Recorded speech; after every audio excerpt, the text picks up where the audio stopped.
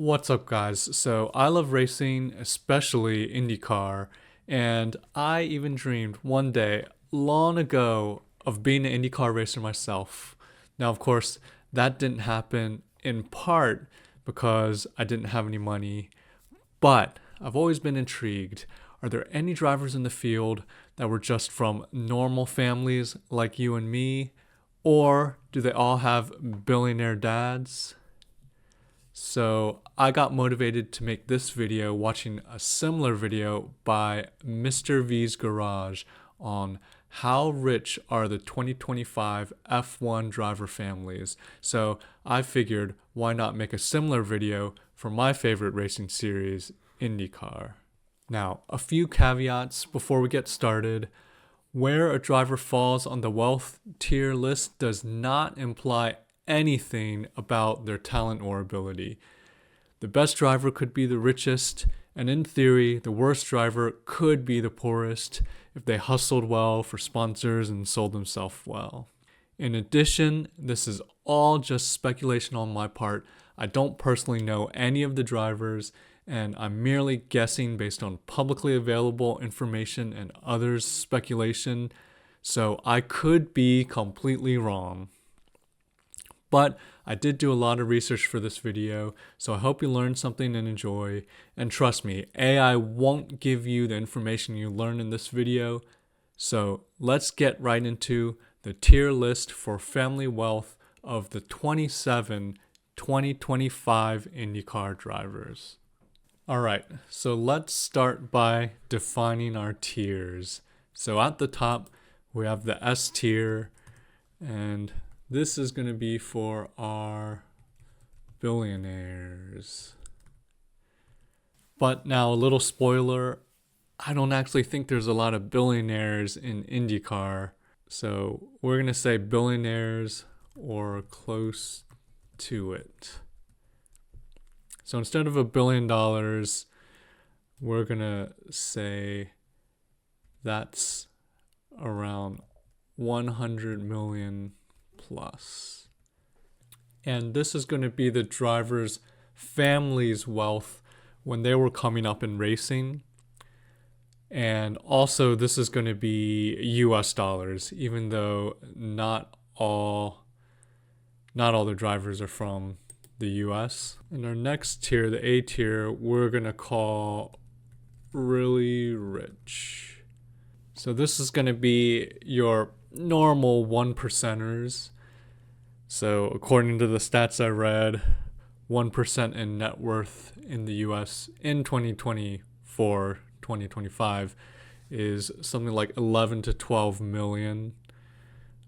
So we're going to kind of roughly call this 10 million plus. Next, our B tier. This is going to be the rich dudes. And this is going to be kind of like our 2%ers. According to this data that I looked at, 2%ers in the US are about 2.7 to 11.6 million. So I'm going to say, about 3 to 4 million. Next, our C tier. So this is going to be upper middle class. And this is going to be your everyday millionaires worth a few million, say 1 to 3 million. And finally, our D tier. So we're going to call this the real people. So according to the article, the average net worth for American families is 192,000. That's actually a little higher than I expected. But this is anyone, zero net worth, negative net worth, 200K, or up to, about $1 million. So the non-millionaires. All right, so let's get into it with our first driver. So I'm just going to pick out David Malukas. I think that's him here. Okay, so it's well known that David's father owns a trucking company, And that trucking company, HMD, I believe, Henry Malukas something, has sponsored David throughout his career. The logo's been on his cars all the way up to IndyCar. I think at Dale Coyne, that was kind of his primary sponsor. So I think it's very easy to assume that Malukas is S tier. And I certainly read a lot of articles that kind of make things out that this way, that his father's this really rich guy in the paddock. But I do I do some research here, and if we take some time to evaluate and look at this company, their LinkedIn calls themselves a top 10 trucking company in Illinois. So immediately to me, top 10 in one state, that's a lot different from like Roger Penske, So their revenue, and of course this is not necessarily that reliable, but hopefully it gives us a ballpark. It lists their revenue at $85 million a year, which seems like a decent amount, but not that much, and lists 235 employees. It's not a lot of employees, but quite a lot of revenue still. Overall, I don't think this is like a billionaire level company. So I plug these numbers in some formulas to determine how much someone that owns this size of a company might be worth. I didn't put this in my notes, but overall, I'm going to guess that Malukas is A tier, probably quite solidly up there in A tier. But I'm gonna say not S tier.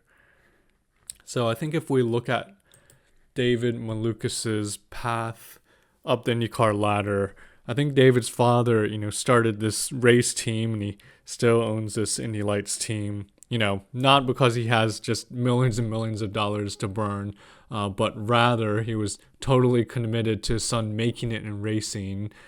So he's basically gonna take some money from other drivers to offset his costs for his own son, take things into his own hands, run his own team, so he can do things, he can lose less money, funding his son's racing. And I guess that worked. And actually, I think we're going to see this path for a few other drivers in IndyCar. All right, so next, let's talk about Connor Daly. So Connor Daly's father, Derek Daly, was a driver himself, like we're going to see for a lot of IndyCar drivers on the field. Derek Daly actually raced in F1 and IndyCar, and from all reports, Derek Daly was from humble origins in Ireland, which I think even back then in the 70s and 80s, kind of a F1 driver from a not very rich background was pretty rare. And I think if you look at where Derek Daly raced in his F1 and IndyCar career, it was mostly for mid to back marker teams. So is his father being ex-driver, does that mean he's rich? In this case, I don't really think so. I don't think that Derek Daly really made that much money in his driving career. Now, since hanging up his helmet, Derek Daly has been involved in various businesses, small businesses, I would say. He's been a broadcaster. He used to do the Champ Car broadcasts back in the day. I think local, he was a local sports broadcaster. He's a motivational speaker, I think, to this day. He's written a few books. I actually have his book here, Race to Win.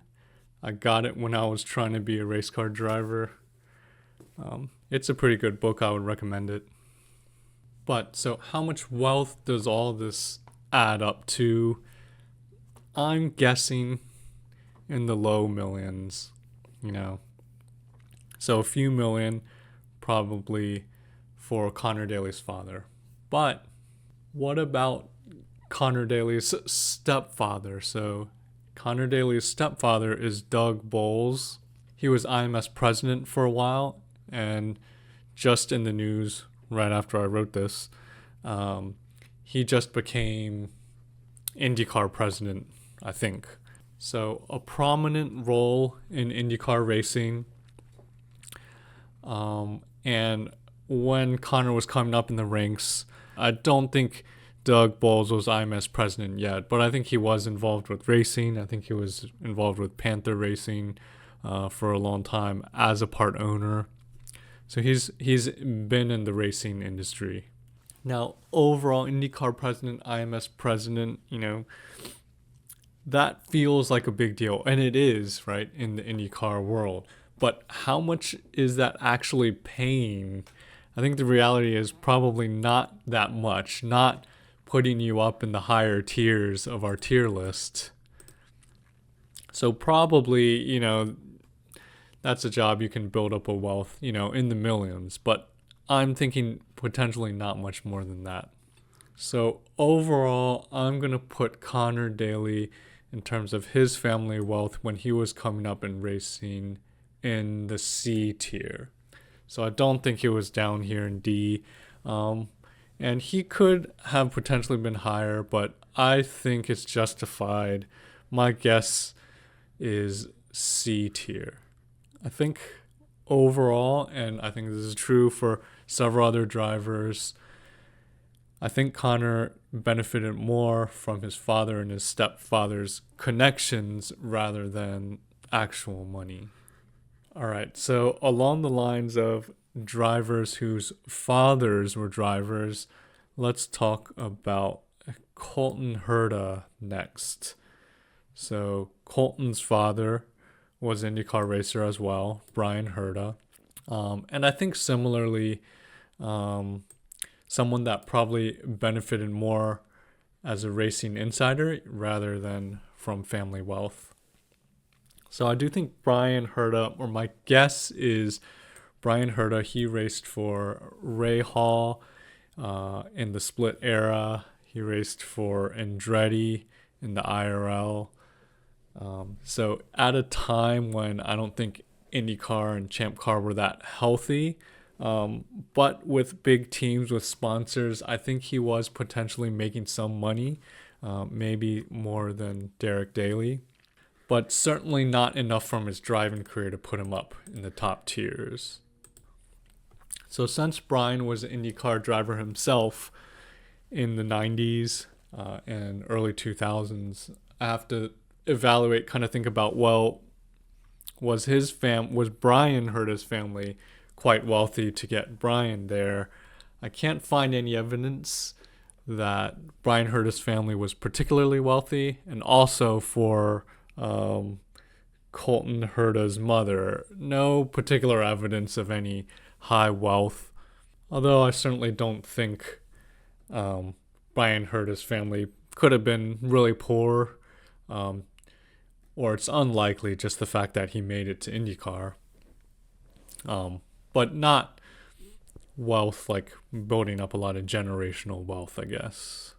So since retiring from the cockpit, Brian's been involved in racing. He's owned or co-owned a team.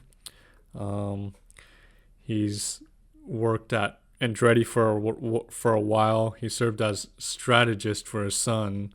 I think similar like to Doug Bowles. I mean, ultimately, I don't think these racing roles are paying that much, but not wealth that's going to move someone up in these tiers. So overall, I'm going to put Colton Herta also in C tier. I think Brian definitely helped Colton Herta's career along, but I think less so from a financial aspect.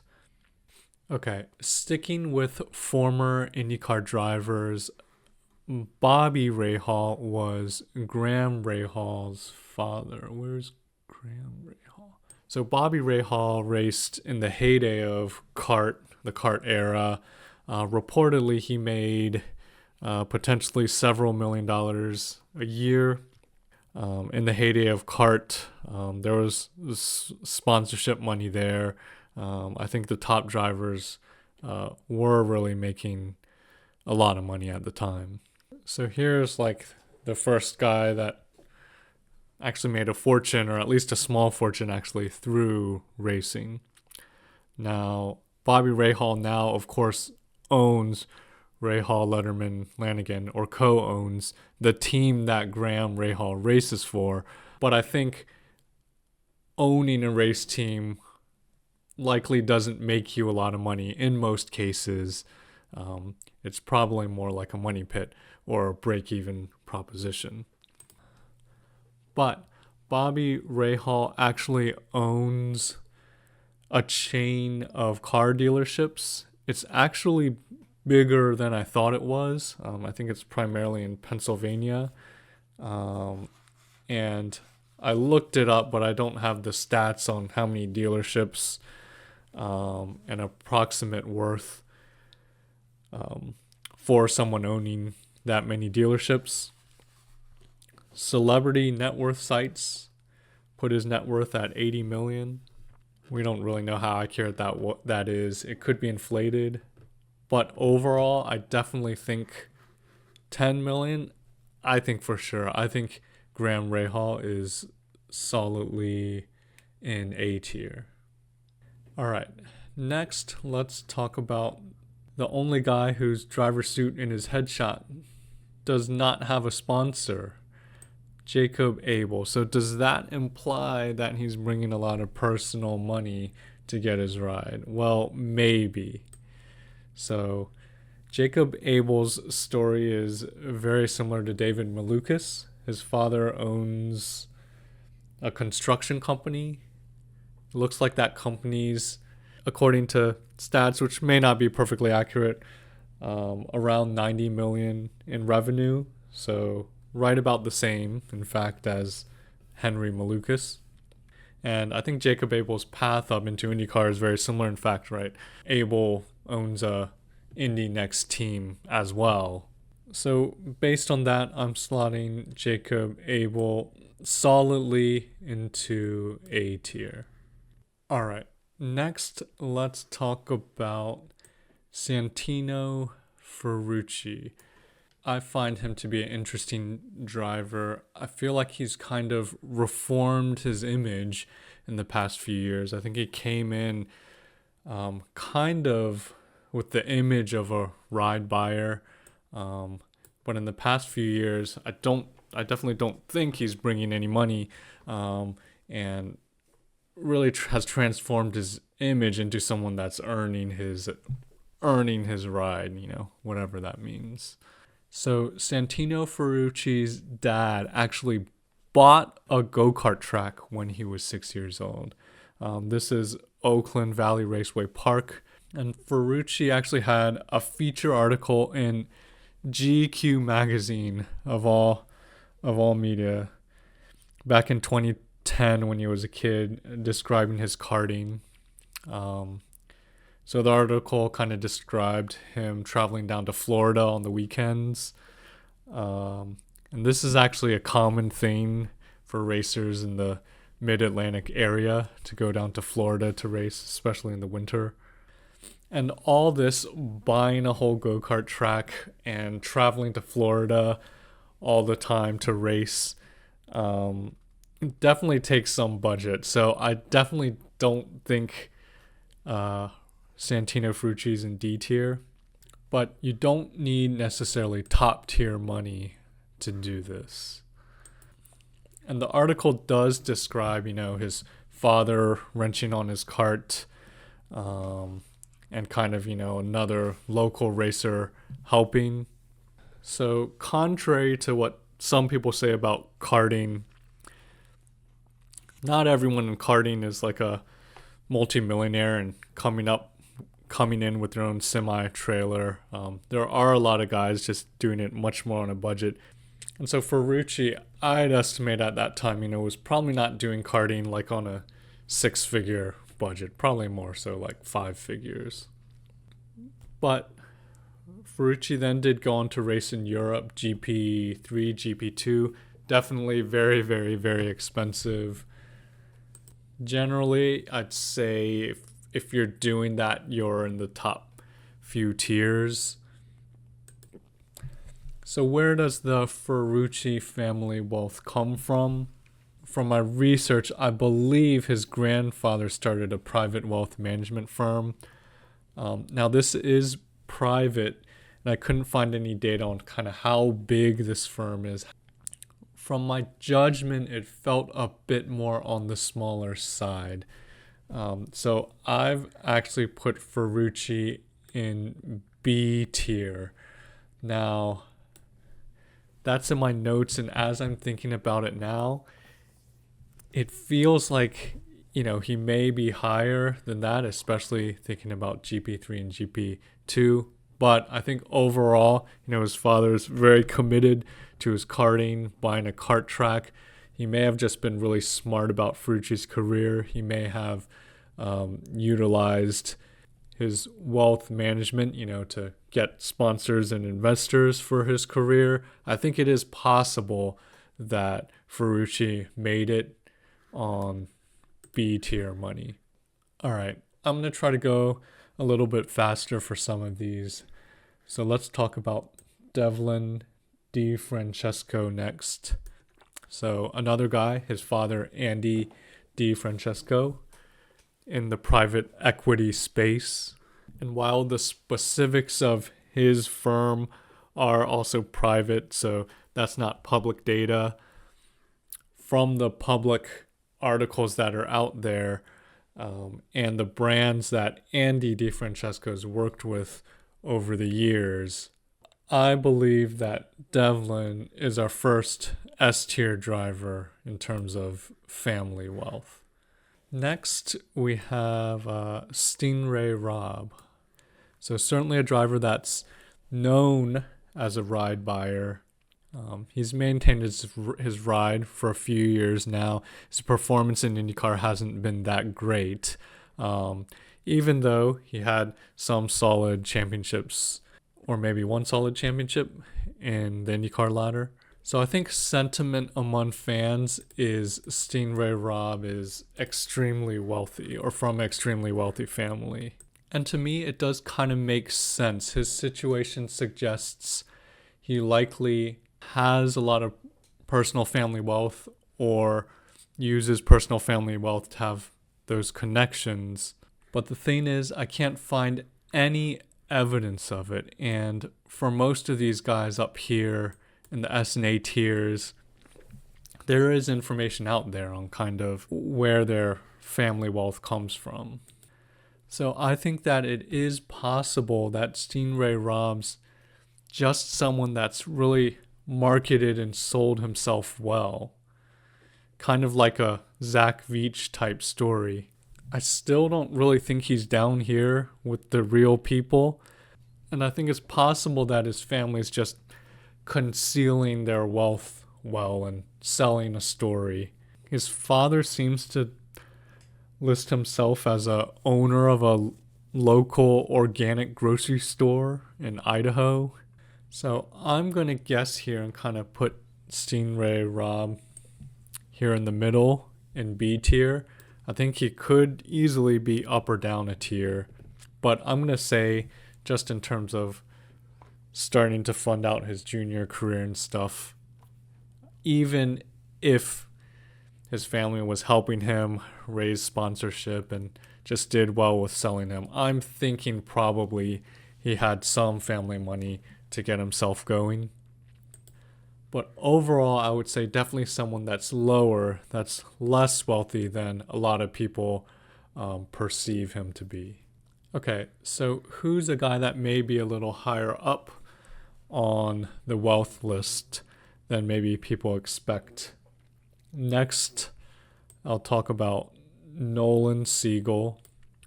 So when Nolan Siegel got the ride at Arrow, the first thought in my mind is like, how much money is he potentially bringing there? But from what I was reading from fans and in articles, a lot of people kind of suggesting, and I do it in air quotes, but this was, completely on merit, kind of not doing anything with the funding aspect. I wonder if that sentiment's shifted a little bit with a lot of reports about McLaren's financial struggles in the past year or so. But it turns out that Nolan Siegel's father is a prominent Silicon Valley venture capitalist.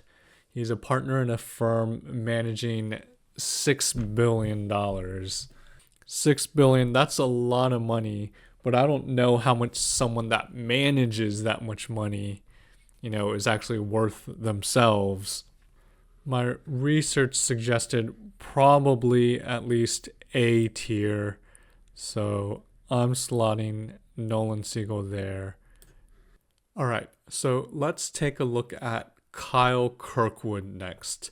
So Kyle Kirkwood is someone that's known to have climbed the ladder on merit, winning a lot of scholarships and not requiring a lot of family funding to make it to IndyCar. So I took a detailed look at Kyle's rise through the open wheel ranks. So he started out in the Formula 1600 Champion Series. So this is basically a semi-pro type series for Formula Fords. My estimate is this can be done for maybe 50,000 or less. Then he moved to US Formula 4. At the time, I'm guessing this could be done for maybe 120 to 150K a year. And while I don't have actual quotes from teams, for those years that this is the budget, it is my guess, but I do think I'm not completely off base with these guesses.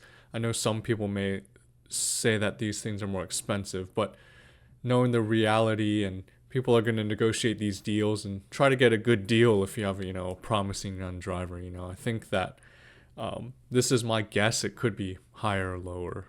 So he did the F4 for 2 years. The second year, he won a scholarship to the USF3 or Formula Regional or whatever it's called.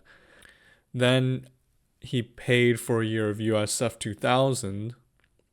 I'm going to guess 200 to 250.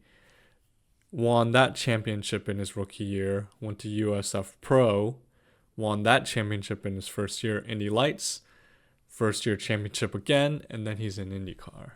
So when you add all that up, it comes out to only around 500K. Now I think we should add a little bit, maybe 100,000, maybe a little bit more for several years of karting and racing schools that probably aren't included here. So I think that this amount that Kyle's family had to invest in him to get him to IndyCar is probably the lowest of anyone that came up around his time in his generation, at least those that came up in the American or European ladders. And so just talking about what's possible, I think, 600,000 invested over the course of years, that's definitely something that could be done by someone in C tier. And remember, the difference between Kirkwood and Connor Daly and Brian Herta is he didn't have those industry connections. Now, could it be done by real people? I think to fully fund 500,000 plus, probably not. But, there is the potential you could get lucky with some sponsorship. And I did read some articles, talking about sponsors going back to Kirkwood's karting days and stuff. So that could definitely be true. That can be true for a lot of drivers. But, I'm not thinking that's making up a large chunk of the 500,000 plus, if I'm being honest. But, helping out a little bit. But if you get lucky, yeah, maybe it's a big stretch that he could be D tier. But more likely, I think he'd have to be at least C tier. But this is just what I'm saying is possible. I did some research into his family. So Kyle's from Jupiter, Florida, and his dad is in luxury real estate in Palm Beach County. So one of the richest parts of the country. That is definitely something that can build up a good amount of wealth. So Kyle's dad's own website lists that he's sold over $500 million in real estate. I believe that is in the course of his whole career, spanning decades. Now, if we guess a cut for the agent of 1 or 2% of that $500 million, that is right there $5 to $10 million. Now, of course, it's not that simple. The agent's going to have additional expenses, and making that amount of money doesn't mean you're worth that amount of money. There's living expenses and stuff like that. But there's also reinvesting your money and stuff like that. And generally, I'm going to assume people with relative amounts of wealth are going to be smart with their money and build up their net worth. So it's possible that someone with this type of career could be kind of C tier in wealth, but I'm going to guess more likely he's solidly in B tier. And it's possible that he's even higher in the A tier, if his father was smart with other investments, or his mother or one of his grandparents could have come from, some wealth as well. But overall, his family information suggests that Kyle Kirkwood is at least B tier, so I'm putting him there. So Scott McLaughlin from New Zealand is a driver that had a pretty unique path into IndyCar, and I believe similar to Kirkwood, although his path was very different, also didn't necessarily cost his family a lot of money to make it up to the professional ranks and into IndyCar. So Scott started in karting in New Zealand, which I assume that his family was paying for. But then he basically jumped straight into the V8 supercars. And definitely the V8 supercars is a professional series in Australia, and at the top we can definitely assume that the drivers are being paid. There is a V8 supercars development series, and that's kind of what he went to first. So we assume his family needed to support him in that for a few years before he got established and kind of got, a professional contract. But if I'm being honest, I think it may even be possible if he was promising out of karting or very early on, he could have kind of had some development contract, where his expenses could have been partly covered, or, I think a stretch to say fully covered, but, similar to like a NASCAR development contract, which I think that's few and far between these days. But, with manufacturer money in it, I think at least these things are at least a possibility. So I don't know what the budget is in V8 supercars, but to fund Scott in the development series there, either partially or fully for a few years, I definitely think it's possible that's under 500,000 US dollars, perhaps significantly less, half that or something like that. So in terms of what's possible, I think we're looking at C and D tiers as a possibility. I think Scott McLaughlin is the first driver, I'd seriously consider could be, in the D tier. So I tried to find some information about Scott's family, his parents' occupations or businesses associated with his parents or family, and I couldn't find anything. So I don't have anything to go off in terms of what his actual family wealth may be. So I'm just going to have to go off kind of feel here and kind of his racing history. Potentially I could put him in D tier. He could definitely be from significant wealth, and it's just not known. I'm just going to kind of go off feel and put him in C tier. I think to go in D tier, I need like some information, that his dad was just like a factory worker or something like that, or so I think most likely getting into racing and the family support kind of for a few years in Australia, that's still likely requiring more upper middle class wealth.